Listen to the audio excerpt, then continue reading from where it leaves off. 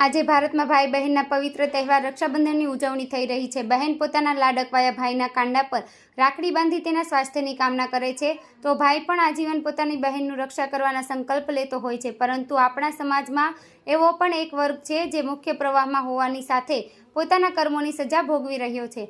નવસારી સબ જેલમાં પણ આજે રક્ષાબંધનની ઉજવણી કરવામાં આવી હતી, જેમાં ભાઈને જોતા જ બહેનોની આંખમાંથી અશ્રુની ધારા વહેવા માંડી હતી। જેલમાં ભાઈ બહેનના મિલનના લાગણીસભર દ્રશ્યો કેમેરામાં કેદ થયા હતા। નવસારી જૂના થાણા વિસ્તારમાં આવેલ સબ જેલમાં દર વર્ષે રક્ષાબંધન ઉજવવામાં આવે છે।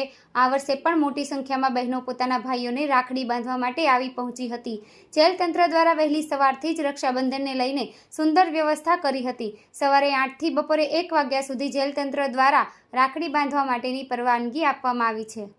મારું નામ છે સુબેદાર ધર્મેશભાઈ ચૌધરી અને આજે જે રક્ષાબંધનનો પર્વ આખા ભારત દેશમાં ઉજવાઈ રહ્યો છે તે રીતે નવસારી જેલ ખાતે બી ઉજવણી થાય એ રીતની અમે સુંદર વ્યવસ્થા કરી છે। જે આરોપીઓ છે, કેદીભાઈઓ છે, એમની બહેનો દ્વારા રાખડી બાંધવામાં આવે અને એ લોકો જલ્દી છૂટી જાય એ બાબતની એ લોકો આશીર્વાદ આપે છે।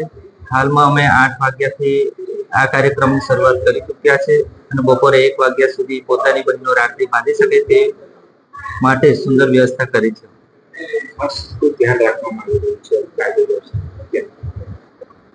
હા, તો જેલની શિસ્ત ને સલામતી ચોકમાય નહીં, ખોરવાય નહીં એ રીતેની વ્યવસ્થાઓ કરવામાં